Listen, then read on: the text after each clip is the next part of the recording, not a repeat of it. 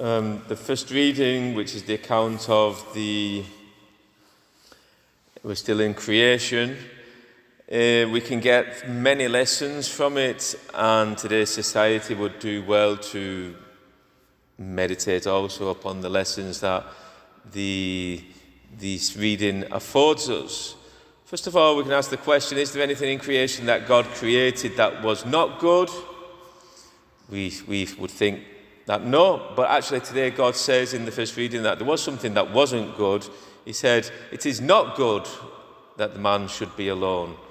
So God created man originally in what we call original loneliness, and he did it for a good reason, to give man a lesson. And that lesson was for him to realize and to experiment and to have true knowledge that he is infinitely higher of a different category than the rest of visible creation, the rest of the animals. And that is indicated as well that God brought the rest of the animals to him and he named them. They didn't name him. You didn't see a monkey coming over to him saying, "Hi Adam, how you going?" No, it was he who named the monkeys and the rest of the animals. But it was painful for him also because there was no adequate helper for him, and in that sense he was alone also. And so God, seeing that that wasn't right, wanted to make him an adequate helper. Man was created on the sixth day with the rest of the animals, with the rest of the beasts.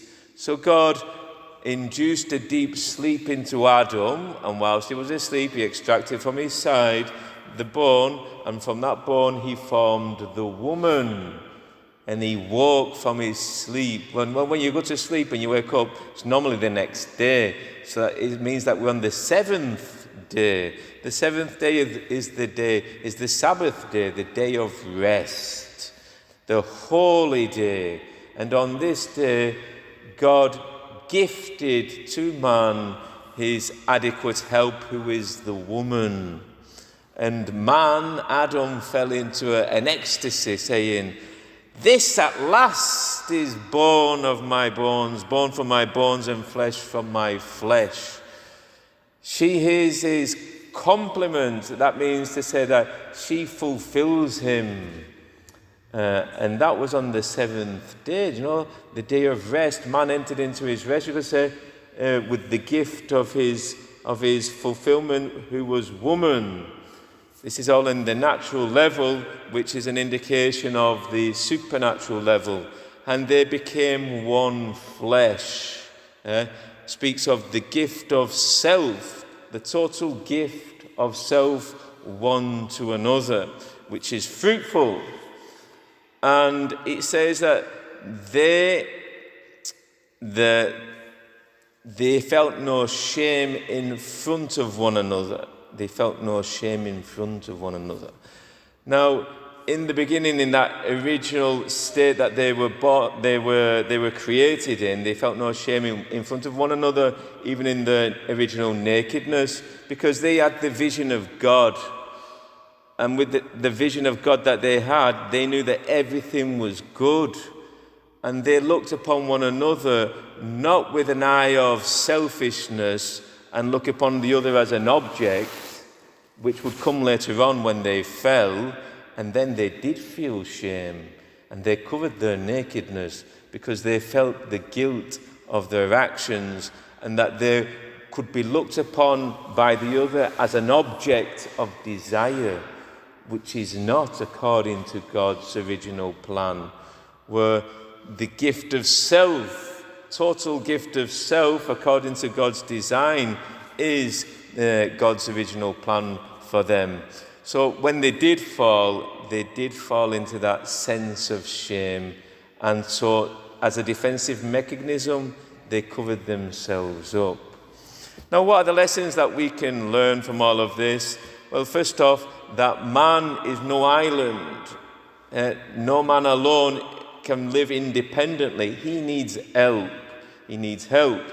And that's why God created woman, that in the natural level is his complement. But we are baptized, we are elevated to a supernatural level, and I, for myself, I'm not married.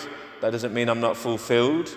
My woman is the church, and God complements me on the supernatural level. And so are all the baptized called, because that's the fullness of life that we're called to live in heaven. Shame comes into this world when man breaks away from God's original plan. And those who, you see, it's made into our makeup that our bodies are made as a gift one for another.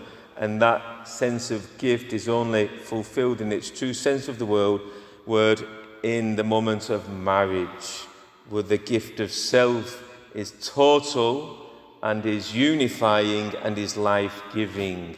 And that's why it is sacred, and that's why it is only should be reserved for holy matrimony. Now, the lessons that today's first reading gives to us, we can pray that the church carries on preaching about these truths, about man, about woman, about them being together the image of God, which is fruitful and wholesome, and that is what the world of today needs, because its idea of who man is has gone totally astray. May Our Lady help us to get back on track. Amen.